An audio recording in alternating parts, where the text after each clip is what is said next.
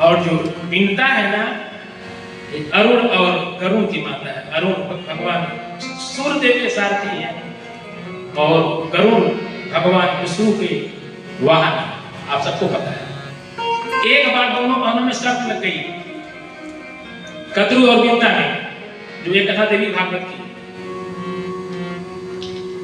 कि जो सूर्य के रथ में जो घोड़े जुते हुए हैं उनकी पूंछ कैसी है।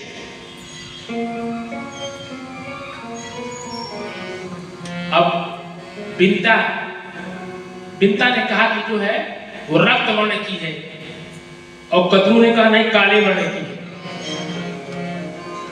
कद्रू ने अपने सभी पुत्रों को बुलाया, जो सर्पों को, कि तुम लोग एक काम करो, सूर्य के रथ में जितने तो घोड़े सवार है ना, उनकी पूंछ में जाकर के तुम लोग लपट जाओ, जिससे कि उसकी पूंछ काली दिखाई पड़े।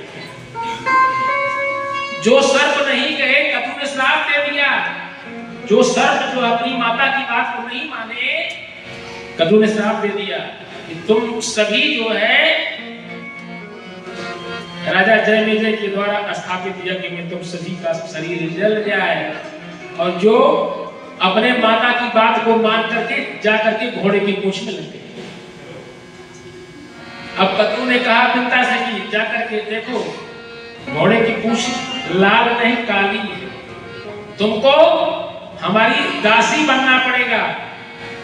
बिनता ने दासत्व स्वीकार कर लिया, और सर्प जो है गरुड़ के ऊपर बैठते थे तो कहते थे वहां ले चलो, हमको वहां ले चलो, हमको वहां ले चलो। गरुड़ के मन में बड़ी ग्लानि हुई कि मैं इतना बलशाली होकर के ये सर्प हमको आदेश देते हैं। जा करके जो अपनी माता कद्रू से प्रार्थना किया कि माता कोई ऐसा उपाय बताएं कि हम और हमारी माता आपकी दासता से मुक्त हो जाए। तो जानते हैं क्या कहा कद्रू ने? स्वर्गलोक से ला करके अमृत हमको दे दो। गरुड़ ने कहा मैं करूंगा। गरुड़ जो है चले गए स्वर्गलोक में, जो अमृत को लाने के लिए। अमृत की जानते हैं ना, जो चीज दुर्लभ होता है उसकी रखवाली बहुत होती है। तो अमृत के पीछे सभी देवताओं का जो पहरा लगा हुआ था, और गरुड़ भगवान ने क्या किया, सभी देवताओं को परास्त करके और अमृत का जो कलश था लेकर के चल दिए। और इंद्र भगवान को जैसे ही ज्ञात हुआ कि गरुड़ ले जा करके ये अमृत का कलश सर्पों को पिला देंगे तो जो अनर्थ हो जाएगा, सर्प कभी मरेंगे नहीं। चल दिए इंद्र जी और वज्र का प्रहार कर दिया। गरुड़ ने कहा कि आज आप भी हमको रोक नहीं पाएंगे, मैं लेकर के जाऊंगा। अंत में दोनों के बीच एक समझौता हुआ, गरुड़ और इंद्र के बीच।